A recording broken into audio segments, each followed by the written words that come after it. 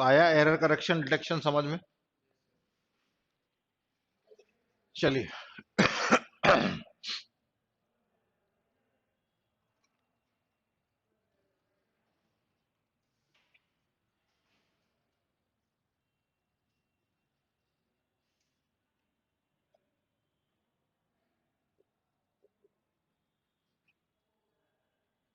Open system interconnection, popularly known as OSI. ठीक है, OSI क्या है? हमने पढ़ा था कि हम एक नेटवर्क एस्टेब्लिश करते हैं जिसके अंदर वेरियस नोड्स एक दूसरे से कनेक्टेड होते हैं और ये कनेक्शन डिफरेंट डिफरेंट टोपोलॉजी पर बेस्ड होता है। ठीक है, हमने ये जाना था कि जो कनेक्शन टाइप है वो दो हैं, जिसको हम लाइन कॉन्फ़िगरेशन के नाम से जानते हैं। ये जो लाइन कॉन्फ़िगरेशन है दो कैटेगरीज में डिवाइड किया गया है। पहला है पॉइंट टू पॉइंट, दूसरा है मल्टी पॉइंट। ठीक है, पॉइंट टू पॉइंट में हर जो नोड होगा वो दूसरी नोड से कनेक्टेड होगा। ठीक है, मल्टी पॉइंट में एक कॉमन चैनल होगा और common channel different different nodes में अलोकेटेड होगा। ठीक है, अब होता क्या है कि जब हम नेटवर्क एस्टेब्लिश करते हैं तो हमको कुछ बातों को ध्यान में रखना होता है। पहली चीज क्या, how many nodes we needed.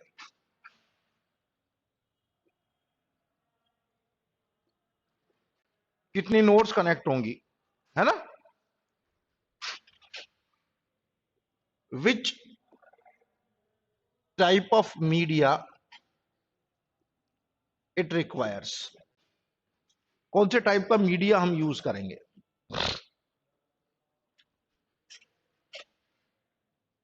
Weather we can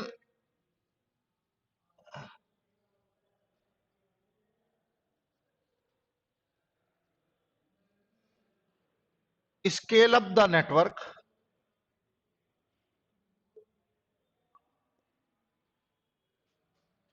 which topology is to be used,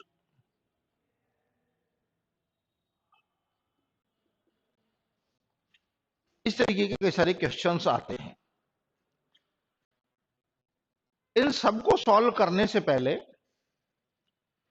हम जिस मुद्दे की बात करते हैं वो है एक मॉडल, और वो जो मॉडल है वो मॉडल हमको इन सारी चीजों का आंसर देता है और स्टेप बाय स्टेप देता है। कैसे देता है? उसके लिए एक इंटरनेशनल ऑर्गेनाइजेशन जिसका नाम है इंटरनेशनल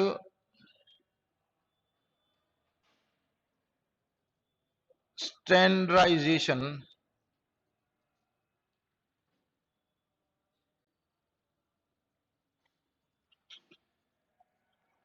ऑर्गेनाइजेशन, जिसको हम आईएसओ के नाम से जानते हैं, उसने क्या किया, एक आर्किटेक्चर मॉडल प्रोड्यूस किया।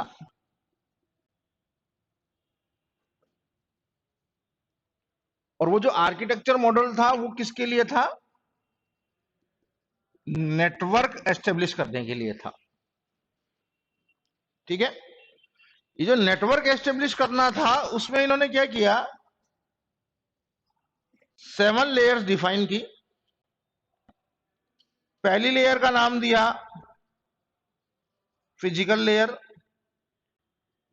दूसरी का नाम दिया डेटा लिंक लेयर, तीसरी का नाम दिया नेटवर्क लेयर, चौथी का नाम दिया ट्रांसपोर्ट लेयर, पांचवी का नाम दिया सेशन लेयर, छठी का नाम दिया प्रेजेंटेशन लेयर, और जो सबसे अपर मोस्ट थी उसका नाम दिया एप्लीकेशन लेयर। ये जो OSI है इसका नाम, इन्होंने इसका नाम दिया OSI, ओपन सिस्टम इंटरकनेक्शन। कुछ जगह पर आपको इंटरकनेक्टेड मिलेगा, इंटरकनेक्टेड नहीं है, इंटरकनेक्शन है, ठीक है। ये जो लेयर्स हैं, हर लेयर का इंडिविजुअल टास्क है, हर लेयर का इंडिविजुअल टास्क है। पहली लेयर जो है एप्लीकेशन लेयर, इसका काम है to provide the network resources, permission grant करता है नेटवर्क रिसोर्स को यूज करने के लिए, ठीक है। दूसरी जो लेयर है presentation, to check the syntax and schema of message, जो हम ट्रांसमिट करना चाह रहे हैं, जो इंफॉर्मेशन हम सेंड करना चाह रहे हैं उसका सिंटैक्स और स्कीमा चेक करना, लेआउट क्या होगा, क्या ऐसे क्या ट्रांसमिशन होगा, वो सब चीज। Then comes to ensure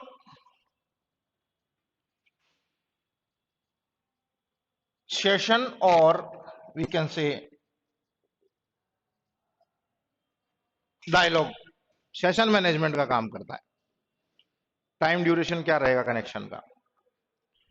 transport में टू प्रोवाइड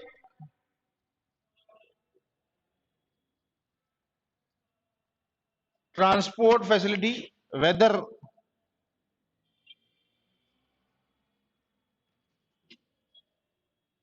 डेटाग्राम और पैकेट डिलीवरी, ठीक है। Then network, end to end delivery ensure करना,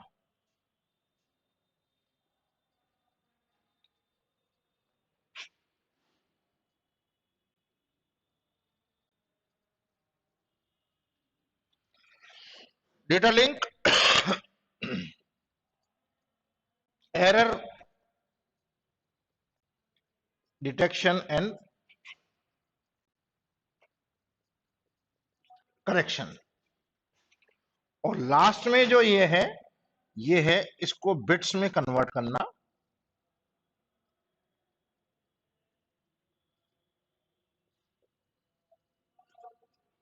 एंड डिलीवरी टू मीडिया। इसको हम ऐसे भी कह सकते हैं, फिजिकल और इलेक्ट्रिकल स्पेसिफिकेशन के लिए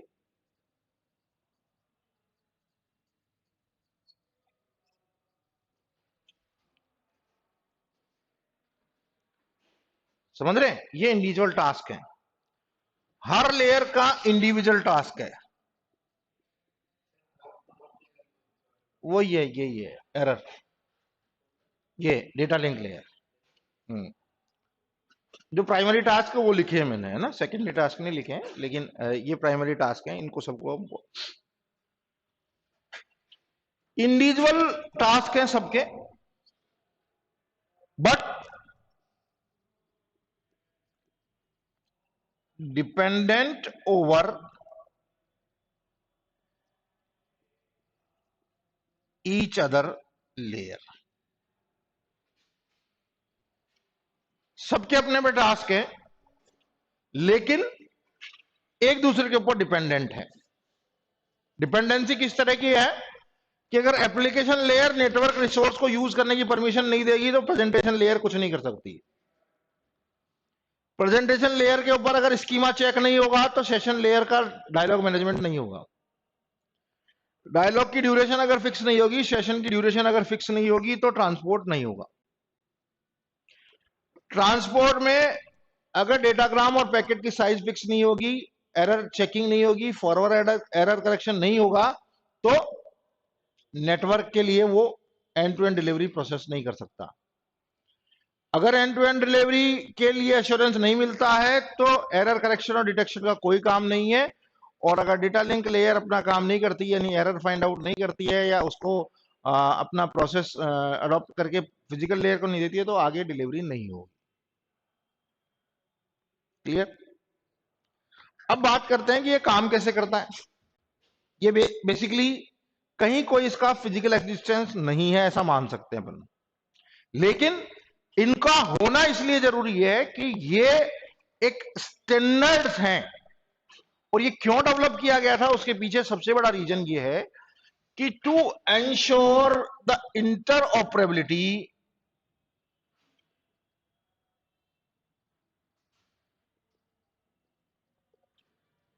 between various devices of different vendors. किसी भी लैंग्वेज की क्यों जरूरत पड़ती है? किसी भी लैंग्वेज की क्यों जरूरत पड़ती है? लैंग्वेज का मतलब कम्युनिकेशन से बात कर रहा हूं, कम्युनिकेट करने के लिए। और कम्युनिकेट करने के लिए उस लैंग्वेज के एक पर्टिकुलर प्रोसेस होता है, उसकी एक अल्फाबेट्स होते हैं, उसकी एक अपनी क्या कह सकते हैं वर्ड फॉर्मेशन होता है, उसकी एक अपनी ग्रामर होती है ना? इसी से उसका मीनिंग बनता है। जब हम नेटवर्क की बात कर रहे हैं तो नेटवर्क के अंदर there are so many vendors of different different kind of devices. आप सब अच्छी तरह से जानते हैं कि डिवाइसेस क्या है। डिवाइसेस वही हैं जिनको हम कनेक्ट कर रहे हैं किसी एक नेटवर्क के लिए।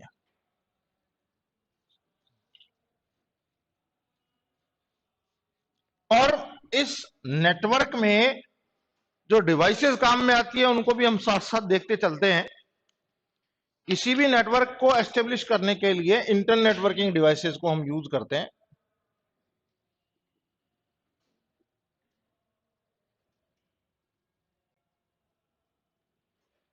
इंटर नेटवर्किंग डिवाइसेस क्या होती है? Internetworking devices which is being used to establish connection between various nodes. Various type of network establish करने के लिए we can use internetworking devices. अब ये जो डिवाइसेस हैं, इन डिवाइसेस का टास्क फिक्स है। जिस तरह से लेयर्स हैं उसी तरह से ये डिवाइसेस भी काम करती हैं। फॉर एग्जांपल, किसी एक ऑर्गेनाइजेशन में जो लोअर लेवल का जो यूजर है वो क्या सर्वर पर एक्सेस पा सकता है? नहीं पा सकता ना। लिमिटेड ऑथेंटिकेशन होगा उसका और वो लिमिटेड लेवल तक काम कर सकता है। फॉर एग्जांपल, जिस पर्टिकुलर आदमी का काम गेट के ऊपर गेट कीपर का है, जिसका काम ये चेक करना है कि कोई अनवांटेड पर्सन हमारे ऑर्गेनाइजेशन में तो नहीं आ रहा, जो भी आ रहा है उसकी एंट्री कराना है, ये काम उसका है। क्या वो बॉस के केबिन में जाके बैठ सकता है? डिसीजन मेकिंग कर सकता है? नहीं कर सकता। बिल्कुल वैसा का वैसा प्रोसेस यहां पर भी है। जिस लेवल की डिवाइस है, जिस लेवल का काम है, वही काम वो डिवाइस करेगी। ठीक है? नेमली अगर हम डिवाइसेस की बात करें तो प्राइमरीली किसी भी नेटवर्क को एस्टेब्लिश करने के लिए जिस डिवाइस को हम काम में लेते हैं उसका नाम है एनआईसी। हर नेटवर्क को एस्टेब्लिश करने के लिए शुरुआती तौर पर जिस डिवाइस को हम काम में लेते हैं उसका नाम होता है एनआईसी। एनआईसी का काम नेटवर्क एस्टेब्लिश करना है, जिसका फुल फॉर्म है network interface card. Primarily network interface card जिस पर काम करता है उसका नाम है फिजिकल एड्रेस।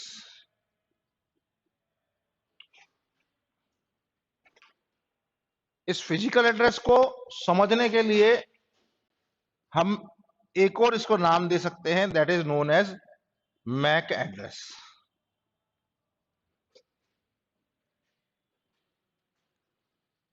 प्रीवियस क्लासेस में मैंने आपसे डिस्कस किया था, 3 तरीके के एड्रेसेस होते हैं प्राइमरीली। फर्स्ट एड्रेस कहलाता है फिजिकल एड्रेस, जिसको हम मैक एड्रेस के नाम से भी जानते हैं। सेकंड एड्रेस कहलाता है लॉजिकल एड्रेस, जिसको हम आईपी एड्रेस के नाम से भी जानते हैं। और थर्ड जो होता है वो होता है पोर्ट एड्रेस। ठीक है, ये जो फिजिकल एड्रेस है ये बेसिकली इस डिवाइस के ऊपर एम्बोज किया हुआ होता है, खुदा हुआ होता है इस तरह से। हेक्साडेसिमल नंबर्स होते हैं बेसिकली।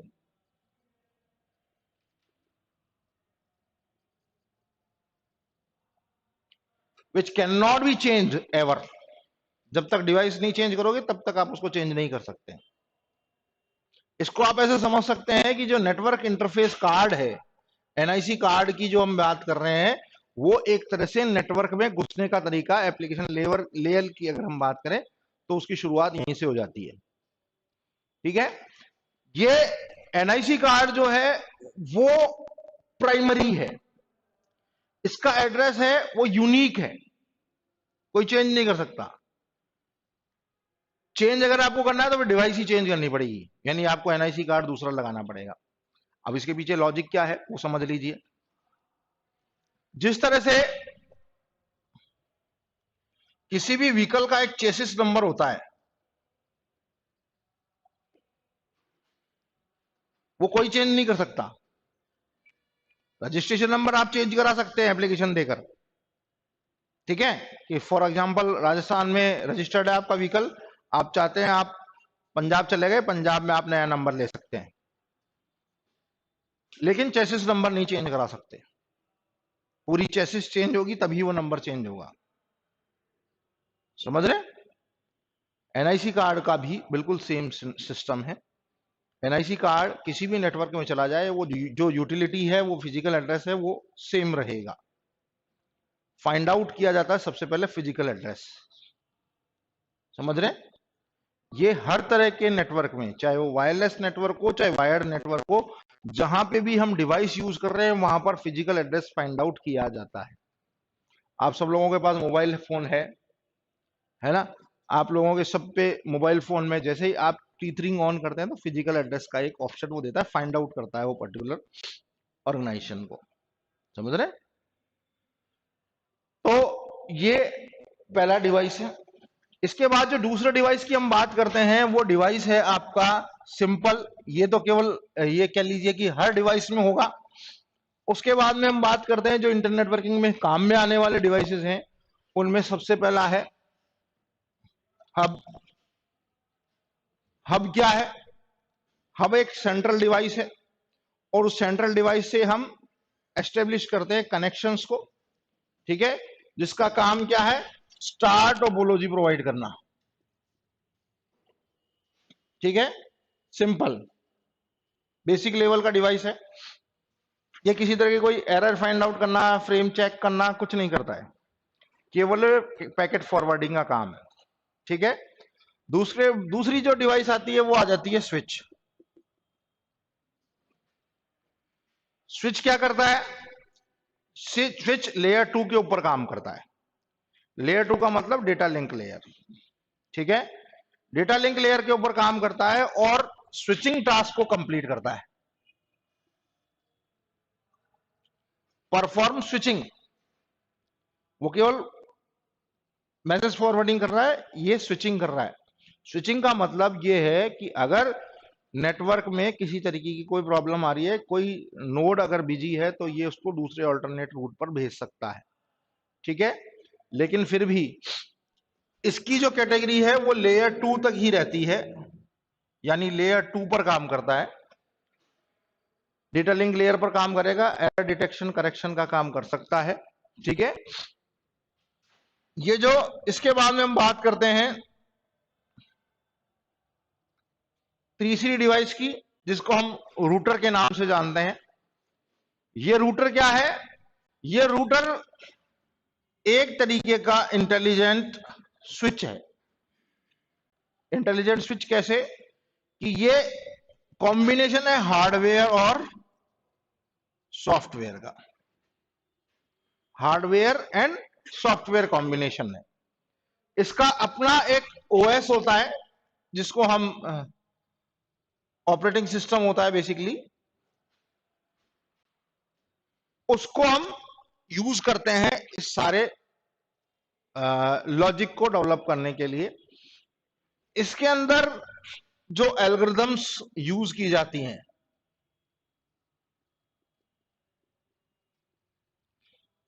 जिसको हम रूटिंग एल्गोरिथम्स बोलते हैं,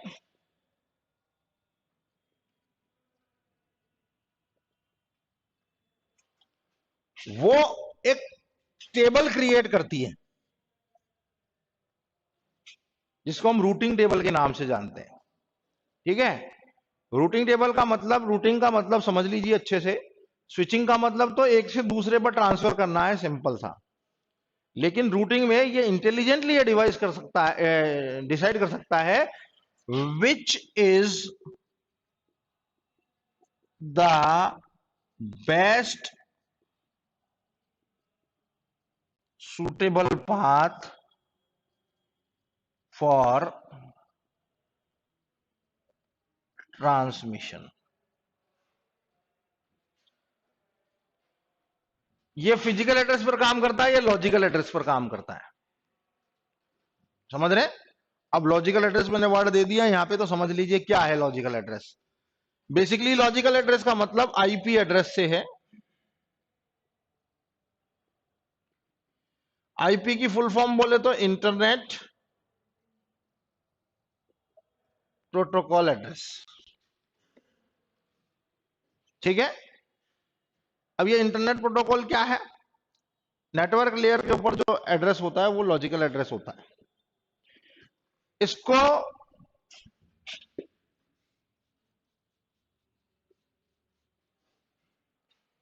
इसकी जो पोजीशन होती है वो 32 बिट लॉन्ग होती है।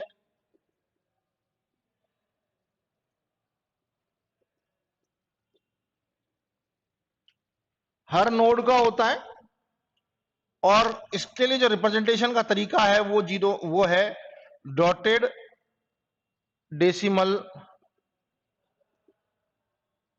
नोटेशन। डॉटेड डेसिमल नोटेशन, ठीक है, क्या बोलते हैं?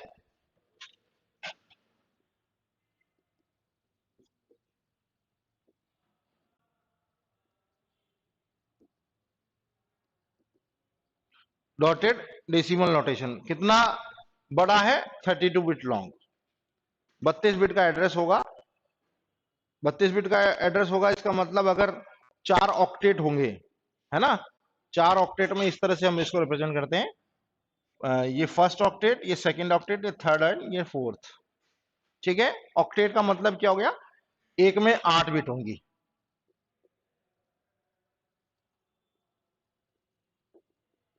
तो 4 में कितनी हो गई? 32 हो गई है। Each octet have 8 bits. ठीक है, 8 बिट का रिप्रेजेंटेशन होगा, 4 होंगी तो 32 हो गया। Total length 32 bit. ये जो आईपी एड्रेस है, ये आईपी एड्रेस रूटर एक ऐसा डिवाइस है जिसके मल्टीपल आईपी एड्रेसेस हो सकते हैं। ठीक है, ये एक ऐसा डिवाइस है जिसके मल्टीपल आईपी एड्रेसेस हो सकते हैं। ठीक है, जिस पर्टिकुलर नोड के लिए काम करेगा उसके लिए उसका आईपी एड्रेस ये ऑक्यूपाई कर सकता है। इंटेलिजेंटली काम करता है। कैसे काम करता है, कौन सी एल्गोरिथम्स यूज करता है, कुछ प्रोटोकॉल्स के नाम मैं आपको बता देता हूं। जैसे इसके अंदर आपको मिलेगा OSPF, open shortest path first. इसमें आपको मिलेगा बीजीपी, बॉर्डर गेटवे प्रोटोकॉल। ठीक है, आरआईपी, रूटिंग इंफॉर्मेशन प्रोटोकॉल। ठीक है, इस तरीके के प्रोटोकॉल्स पर इस पर काम करते हैं। ठीक है, चलिए नेक्स्ट, फिर उसके बाद में बात करते हैं एक डिवाइस की जिसका नाम है, ये डिफरेंट नेटवर्क्स के बीच में यूज हो सकता है। डिफरेंट सेम टाइप के नेटवर्क्स, लोकल एरिया नेटवर्क होंगे, एक से दूसरे लोकल नेटवर्क को हम कनेक्ट करने के लिए रूटर को काम में ले सकते हैं। ठीक है, इसके बाद में बात करते हैं ब्रिज की।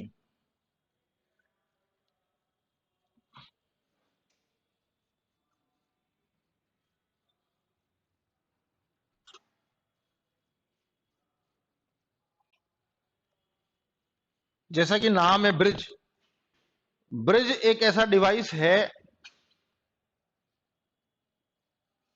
जो दो डिफरेंट टाइप के नेटवर्क्स को कनेक्ट करने के काम में आता है।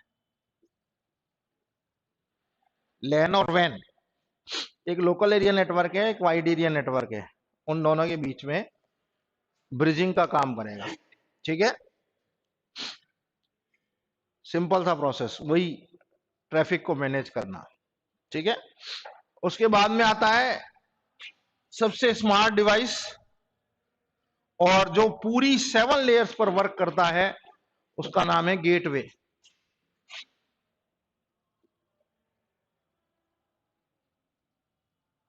7 लेयर्स वर्किंग, सातों लेयर पर काम करता है, और जो लार्ज नेटवर्क है उनको कनेक्ट करने के काम में आता है। डिफरेंट कैटेगरी के, वायरलेस है, वायर्ड नेटवर्क से कनेक्ट करना है। ठीक है, ये सारे काम गेटवे के हैं। ये हो गई इंटरनेट वर्किंग डिवाइसेस। ठीक है, अब हम बात करते हैं, जो हम बात कर रहे थे ओएसआई लेयर की। ओएसआई में मैंने ये डिवाइसेस आपको इसलिए बताइए क्योंकि कई जगह हम इनको काम में लेंगे, कई जगह इनका नाम यूज करेंगे। हाँ, इनको हम डिटेल में अलग अलग से भी डिस्कस करेंगे, अलग अलग से अभी आपको पॉइंट वाइज सबको नोट कराएंगे। तो जो ओएसआई है वो वर्क कैसे करता है वो समझ लीजिए।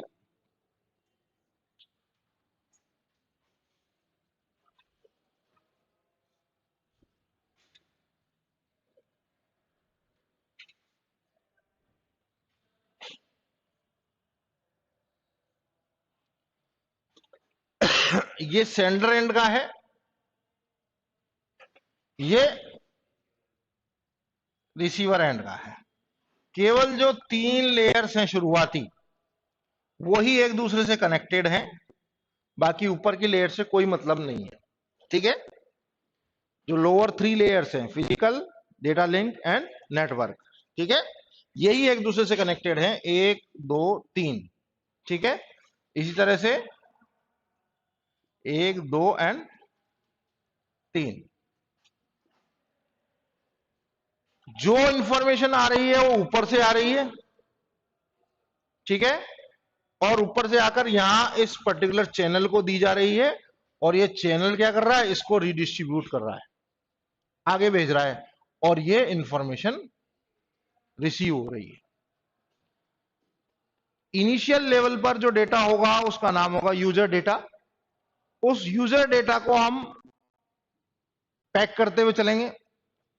हर लेयर के ऊपर एक हेडर इंफॉर्मेशन इंक्लूड होगी।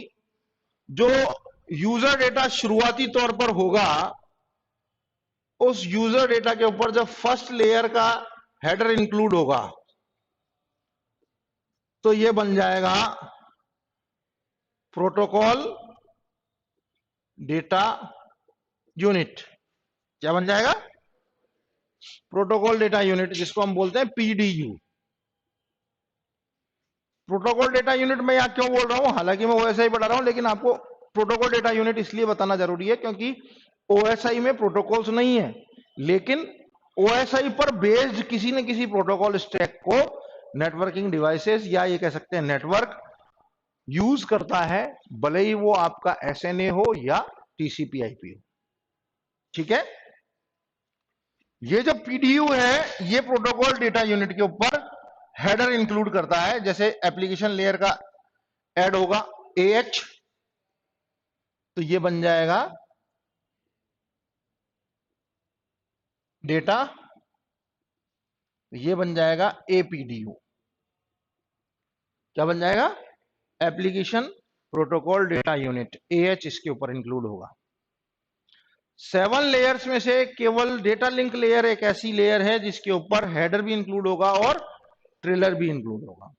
ठीक है, हेडर भी इंक्लूड होगा और ट्रेलर भी इंक्लूड होगा। जैसे जैसे जिस जिस लेयर का टास्क है, हेडर के अंदर वो इंफॉर्मेशन वो देता जाएगा।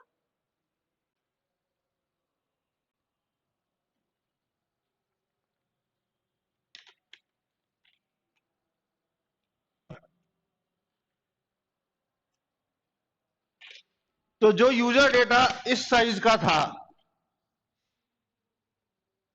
इस साइज का जो यूजर डेटा है, इस फिजिकल लेयर तक आते आते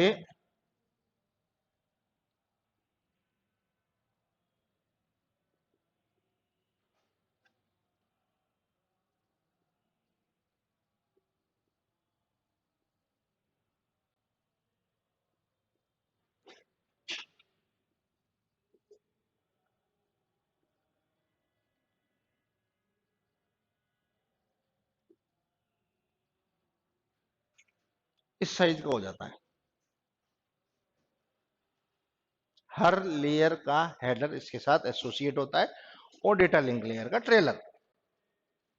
ठीक है, अब ये जो पूरा प्रोसेस था इसको बिट बाय बिट सेंड किया जाता है। ये हेडर्स भी बिट्स की फॉर्म में जाएंगे। ठीक है, डिलीवरी होगी यहां पर जो भी हमारा मीडिया हमने यूज किया है, चाहे हम कोएक्सेल ले रहे हैं, चाहे हम ट्विस्टेड वेल ले रहे हैं, या हम वायरलेस ले रहे हैं, कोई सा भी हम यूज कर रहे हैं, वही सेम प्रोसेस यहां पर होगा। यानी जो इंटरनेट वर्किंग डिवाइस है उसको हैंड ओवर कर दिया जाएगा। कुल मिला के बात यह है, वो इंटरनेट वर्किंग डिवाइस उसको आगे डिस्ट्रीब्यूट करेगा। रिसीवर एंड पर जैसे ही वो जाएगा तो रिसीवर एंड पर हर इंफॉर्मेशन, ये जो पूरा डेटा है यहां पर चेक किया जाएगा कि हर इंफॉर्मेशन है या नहीं है। केवल इंफॉर्मेशन की प्रेजेंस चेक की जाएगी। समझ रहे, फिजिकल लेयर पर प्रेजेंस चेक की जाएगी कि वेदर प्रेजेंट और एब्सेंट। ठीक है, क्या है वो नहीं चेक किया जाएगा फिजिकल लेयर पर। यानी ये इसको अगर हम ये कहें कि यहां पर ये सेगमेंट हो जाएगा डिफरेंट डिफरेंट उसमें, और सेगमेंट होने के बाद में यहाँ रीअरेंज होगा। रीअरेंज होने के बाद वापस इसी साइज का अगर यहां मिलता है तो ये आगे ऊपर की लेयर को उसको डिलीवर करेगा। समझ रहे, यहां पर ऊपर से नीचे चल रहा है या नीचे से ऊपर चलेगा। ठीक है, जैसे इंफॉर्मेशन गई डेटा लिंक लेयर के ऊपर, उसने अपना डीटी और डीएच को चेक किया। डीटी और डीएच को चेक किया कि वेदर इट इज राइट और रॉन्ग। अब यहां पर इंटरनली चेकिंग होगी।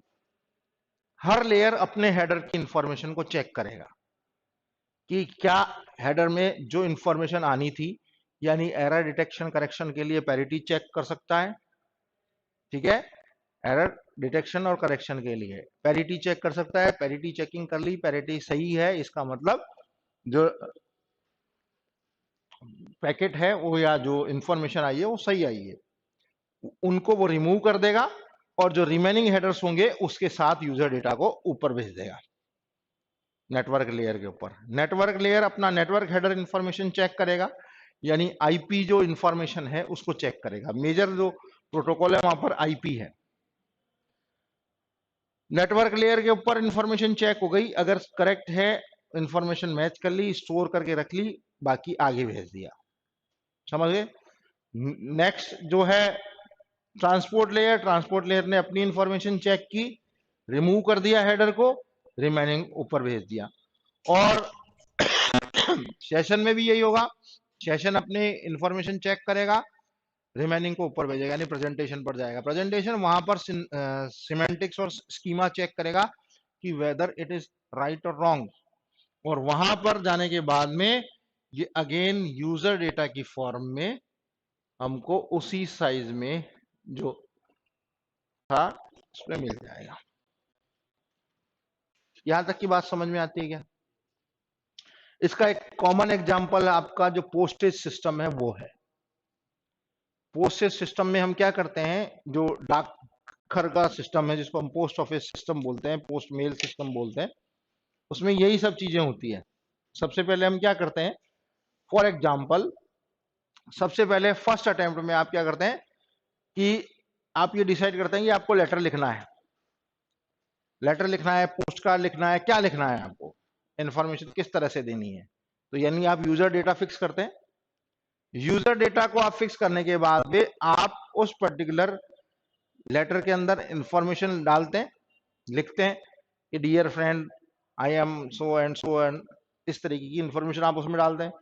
आप इंफॉर्मेशन डालने के बाद में उसको क्या करते हैं, पैक करते हैं। पैक किया आपने, पैक करने से पहले आप उसके ऊपर स्टैंप लगाते हैं, सोर्स एड्रेस डालते हैं, डेस्टिनेशन एड्रेस डालते हैं। सोर्स एड्रेस और डेस्टिनेशन एड्रेस डालने के बाद में आप क्या करते हैं, लोकल पोस्ट ऑफिस में जाते हैं। लोकल पोस्ट ऑफिस का जो पोस्ट बॉक्स होता है, रेड कलर का बॉक्स, उसके अंदर आप उसको डाल देते हैं। यहां तक का आपका काम खत्म हो गया।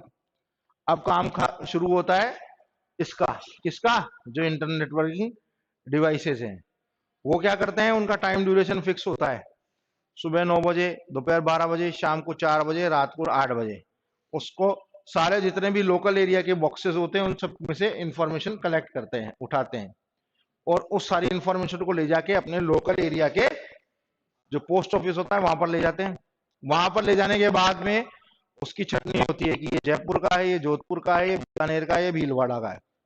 ठीक है, उनके ऊपर जो सोर्स एड्रेसेस डले हुए होते हैं, छोटा पैकेट, बड़ा packet, registered post, unregistered post, insured post, इस तरह से अलग अलग सॉर्टिंग होती है ना। वो होने के बाद में जब उस पर्टिकुलर सिटी के लिए व्हीकल्स रवाना होते हैं, तो वो सारी पोस्ट जितनी भी है वो सब उन व्हीकल्स को प्रोवाइड कर दी जाती है। उनके सबके बैग्स होते हैं अलग अलग। ठीक है, उन बैग्स को रख दिया जाता है। रखने के बाद में उस पर्टिकुलर सिटी के फिजिकल लेयर पर पहुंचा जाता है, यानी जो वहां का रीजनल पोस्ट ऑफिस है। वो रीजनल पोस्ट ऑफिस क्या करता है, सेग्रीगेट करता है, ये मानसरोवर का पैकेट है, ये झोटवाड़ा का पैकेट है, ये वहां का है, ये वहां का है, क्योंकि एड्रेस में तो लिखा हुआ है ना, पिन कोड वाइज हम चेक करते हैं। यहां पर हम आईपी एड्रेस और फिजिकल एड्रेस चेक कर रहे हैं, समझ रहे। तो वो उस पर्टिकुलर पिन कोड के बाद में उस पर्टिकुलर पिन कोड के पोस्टमैन को बुलाया जाता है। उस पोस्टमैन को वो पैकेट्स दे दिए जाते हैं। वो पोस्टमैन क्या करता है, उसको लेकर, उन पैकेट्स को लेकर उस पर्टिकुलर एरिया में पहुंचता है। एरिया में पहुंचने के बाद में जिस पर्टिकुलर पर्सन का वो पैकेट है, उस पर्सन को वो डिलीवर करता है, एंड टू एंड डिलीवरी। ठीक है, होप टू होप डिलीवरी में तो पोस्ट ऑफिस से गया किसके पास, पोस्टमैन के पास, ये होप टू होप डिलीवरी हुई, समझ रहे। एंड टू एंड डिलीवरी क्या है, जो मिस्टर एक्स ने लिखा वो मिस्टर वाई तक पहुंचा, तो एंड टू एंड डिलीवरी है, समझ रहे। एक से दूसरे पर जाना, एक नोड से दूसरे नोड पर जाना, होप टू होप डिलीवरी कहलाता है। क्लियर, यहां तक की बात समझ में आई क्या। चलिए, क्या समय हो गया, 43, अभी टाइम है, तो अपन साथ के साथ टीसीपी आईपी का भी ब्रीफ इंट्रोडक्शन कर लेते हैं। ठीक है, ये जो लेयर्स हैं, इन लेयर्स के जो टास्क हैं वो इंडिविजुअली फिक्स हैं, और इंडिविजुअली फिक्स है तो आपने देखा होगा कि जिस तरह से यहां पर एक भी लेयर ने अपना काम अगर छोड़ दिया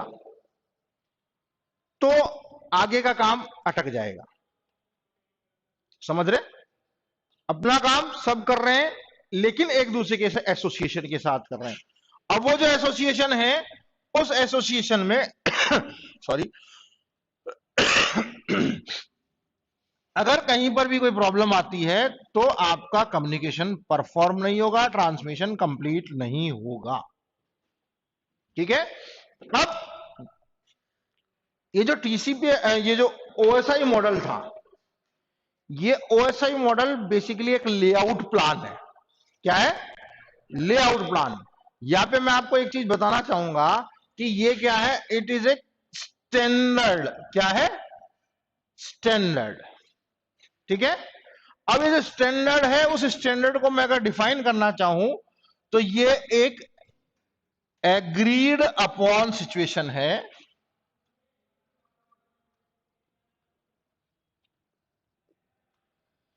किसके बीच में, वेरियस वेंडर्स के बीच में, various vendors and service providers also.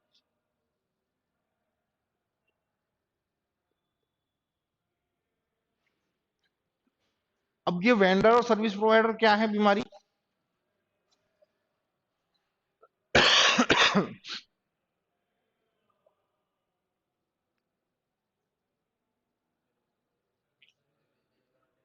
Vendor का मतलब यह है, आप लोगों ने देखा होगा there are so many hardware manufacturers,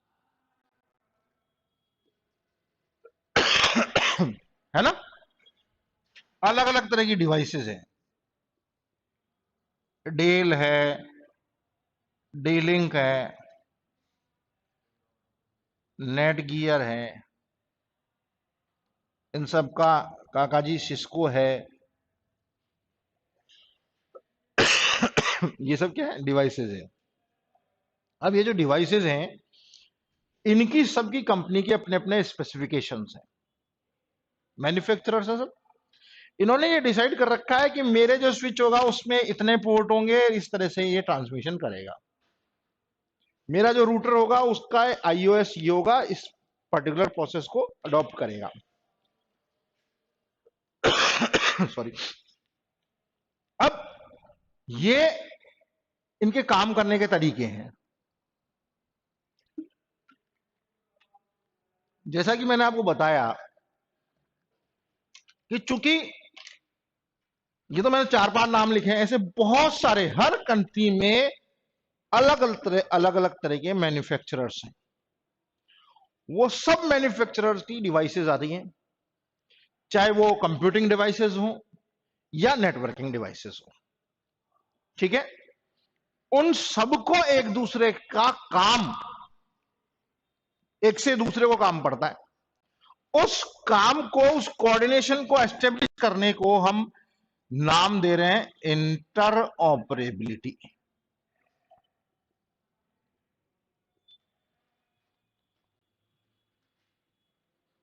inter operability, ये इंटर ऑपरेबिलिटी की वजह से हमने ये स्टैंडर्ड बनाया।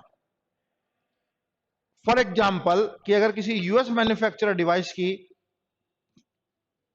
अगर यूके में काम नहीं करती है तो वो डिवाइस बेकार हो गई यूके में आकर।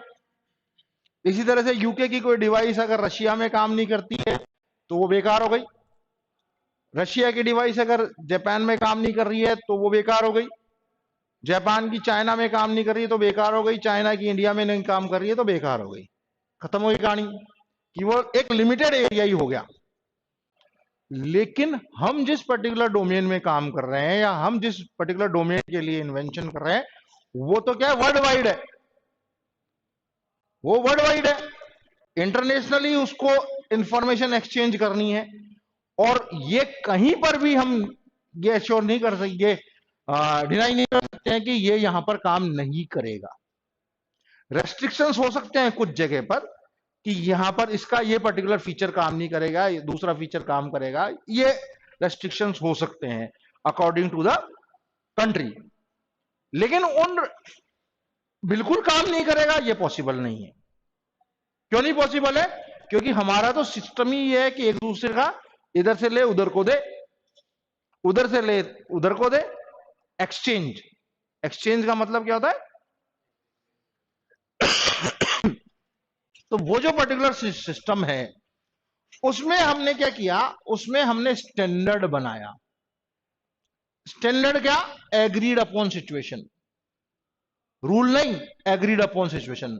एग्रीड अपॉन सिचुएशन का मतलब क्या है कि अगर मैं इसको रूल में कन्वर्ट कर देता हूं तो रूल का मतलब क्या, मानना ही पड़ेगा।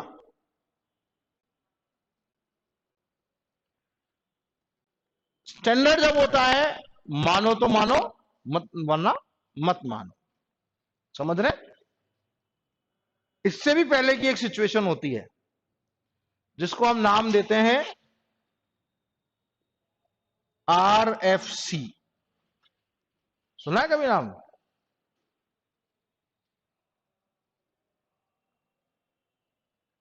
सबसे हायर लेवल पर है प्रोटोकॉल, फिर है मिडिल लेयर पर स्टैंडर्ड, उससे पहले की सिचुएशन है RFC। हर चाहे वो कोई सा भी स्टैंडर्ड हो, कोई सा भी प्रोटोकॉल हो, वो सबसे पहले RFC होगा ही होगा। समझ रहे?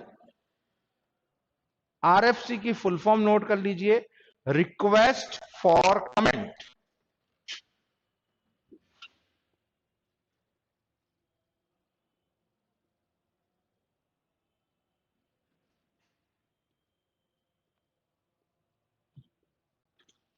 Request for comment. There are so many organizations involved in this process to develop standards and protocols.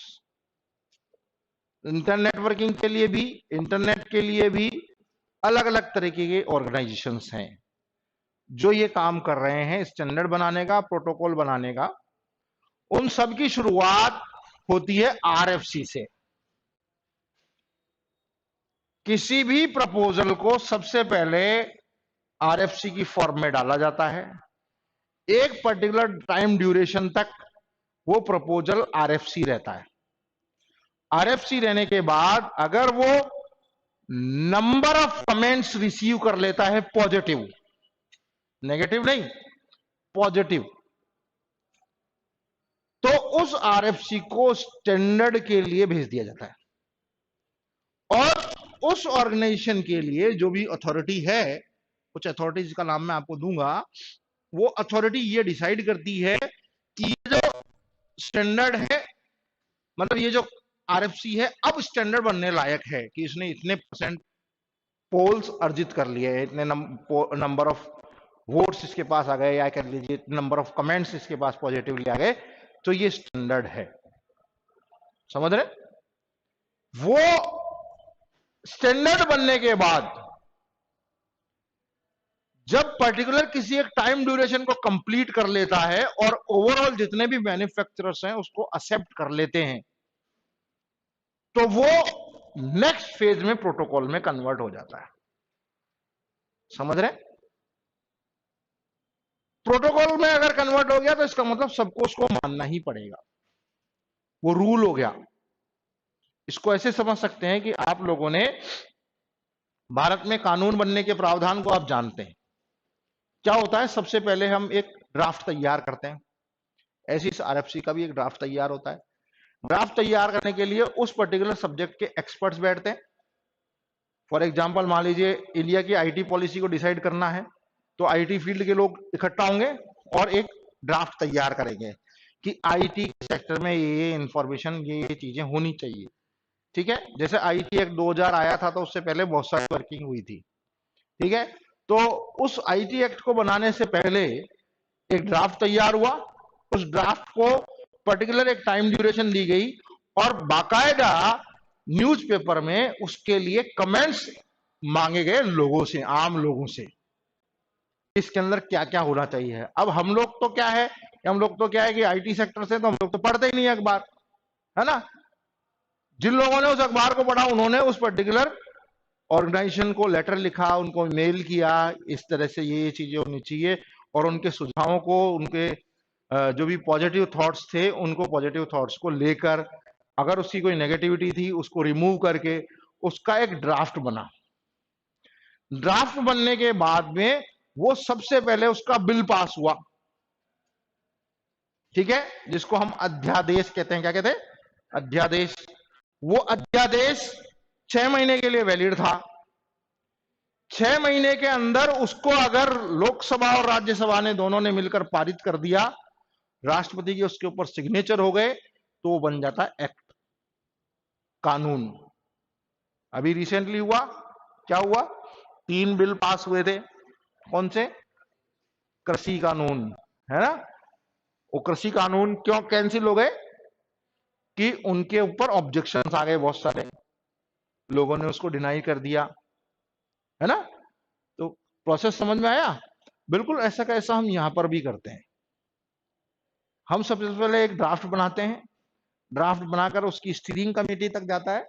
जैसे मैं आपको एक नाम दे देता हूं, इंटरनेट स्टीयरिंग फोर्स, IESF के नाम से एक ऑर्गेनाइजेशन है। बहुत सारी बॉडीज हैं, ISO की भी बॉडीज हैं, IEEE की भी बॉडीज है, मैं आपको नाम दूंगा बाकायदा। ये सब इस पर्टिकुलर फील्ड में काम कर रही हैं। और पहले RFC होते हैं, RFC हजारों की संख्या में है, हजारों की संख्या में है। आप लोग अगर बुक उठाकर देखेंगे किसी भी स्टैंडर्ड ऑथर की, तो हर पर्टिकुलर प्रोटोकॉल की डेफिनेशन के साथ उसका RFC दिया हुआ होता है।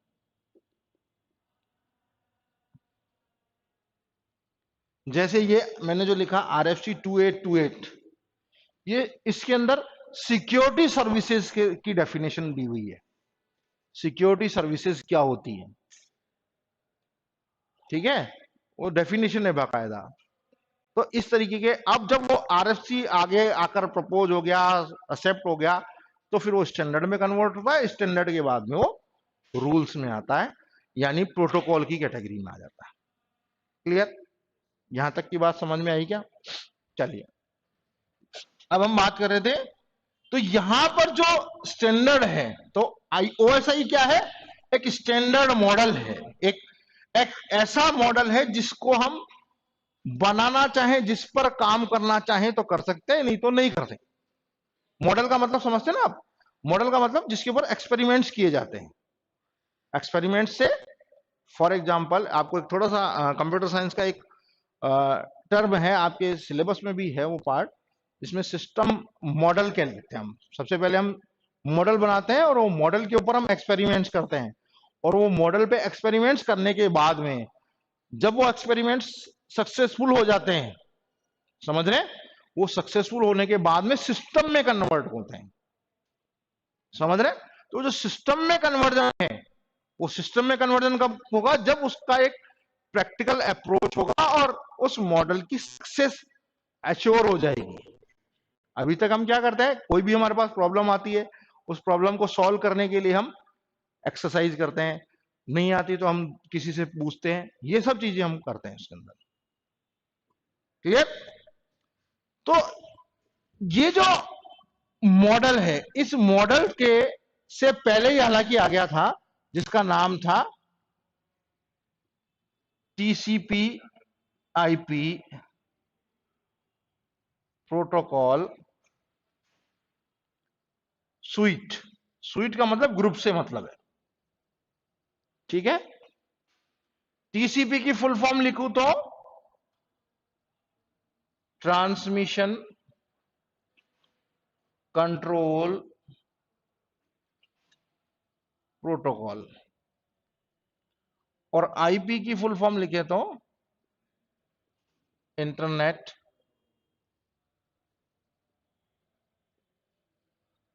प्रोटोकॉल। इसके अंदर भी इन्होंने क्या है, लेयर्स डिफाइन कर दी।